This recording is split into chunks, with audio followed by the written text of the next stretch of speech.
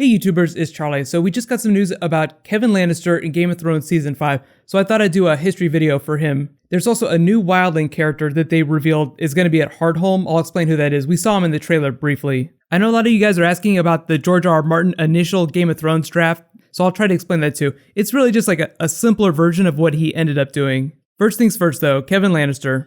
Okay, so here we go. Just careful for spoilers through Season 4 on the show.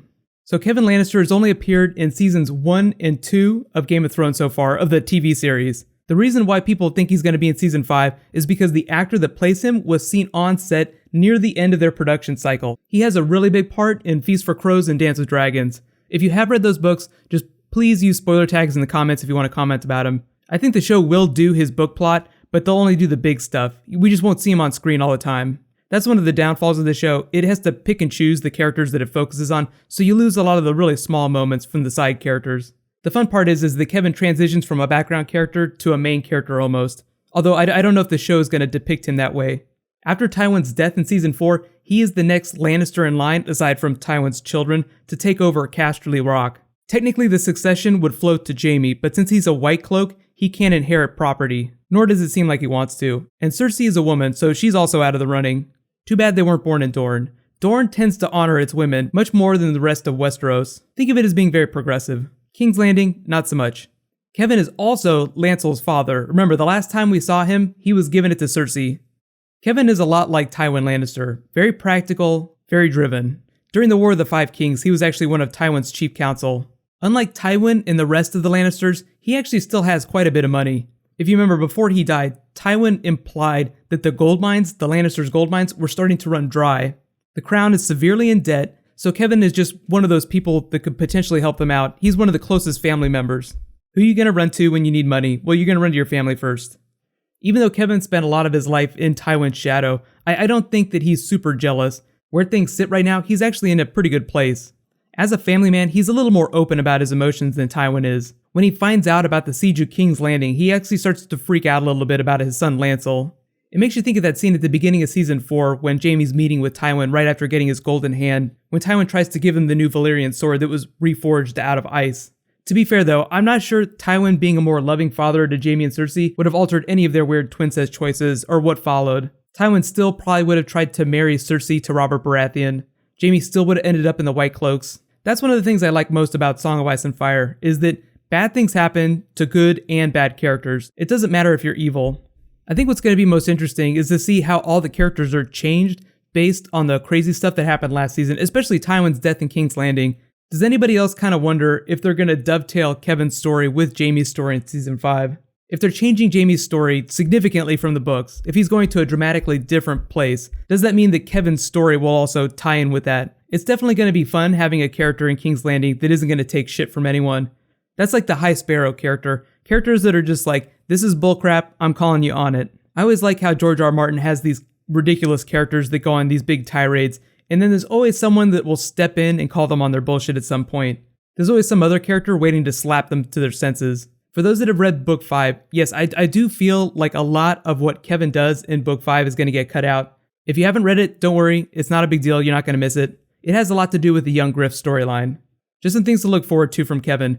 He has a lot of money, the ability to hire mercenaries if he needs them, to raise an army, which most other people in Westeros don't have right now. And he's really quick to call people on their bullshit. I'm really looking forward to some unlikable characters being put in their place. So here's my big question for you guys. Even if you haven't read the books, remember, Kevan Lannister, Tywin's younger brother. What do you want to see him do in Season 5? If you have read the books, feel free to include a book moment, but just please use a spoiler tag. Just to explain that new wildling character, supposedly his name is Loboda. He'll be one of the wildling leaders at Hardhome. He's not specifically a character from the books, but he might end up getting a lot of scenes with Jon Snow. And just to comment on the George R. R. Martin modified Game of Thrones story, the info that was posted is just an initial outline for the series. There are some interesting differences, so vastly fewer storylines, mostly focusing on the Lannisters and the Starks. A lot of the big stuff is still there, like a lot of the same characters still end up dying. Robert Baratheon, Red Wedding stuff still happened. One of the big differences though is the way Daenerys got her dragons. Instead of being a wedding gift, she just finds them during a Dothraki invasion that she leads. He also does a lot more with the battles. There's a lot more attention paid to what happens during the battles. Really, I think the original structure is just more traditional fantasy, like what you see from most fantasy books. Since they've been published, a lot of people have been really happy with the way Martin has structured his story, just because it's been such a departure from Tolkien. And anytime someone writes a new fantasy story, everyone always talks about how it looks like Lord of the Rings or some other familiar, really big series. Martin's is a good example of something that's really different. So anytime you have a friend who's looking to read fantasy, but doesn't like Lord of the Rings and wants something really different, Game of Thrones is the perfect example, or A Song of Ice and Fire. So as much as it turned into this big sprawling thing and it's made it a lot harder to get books out faster, it's also made it that much better. I think it has a lot to do with why the series is so popular.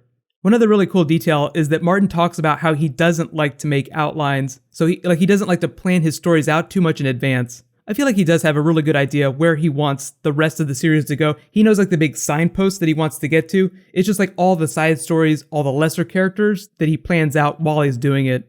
He's really good about posting sample chapters, like Winds of Winter for instance. He posts a lot of sample bits of that throughout the year. So he might update that pretty soon. The last sample he posted was for an Arianne Martell chapter. So it's a new Game of Thrones video, so I need to announce a new winner of the giveaway. Congratulations to Edward Brock. You can actually get your pick. You can pick the Amazon gift card. It's just a $20 Amazon gift card. Or you can pick a copy of the Game of Thrones Telltale game. Just be sure to message me on my channel for contact details so I can get your email.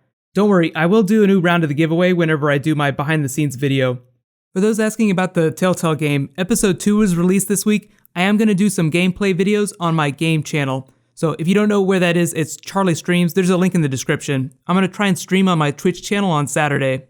Okay, so don't forget, this weekend I'll be posting my Game of Thrones behind the scenes video on Sunday after HBO airs the special on TV. Be sure to subscribe to get that. It'll feel like a full-on episode. It won't be like the 7-minute special that they did last year. It'll be way bigger than that. So while you guys wait for that, you can click here to watch the Season 5 trailer again, and you can click here to watch the Daredevil Netflix trailer. It'll be like the closest we ever get to a Marvel HBO series. It's gonna be pretty graphic, way more graphic than the stuff on ABC. So thank you so much for watching, so let's all high five. I'll see you guys this weekend.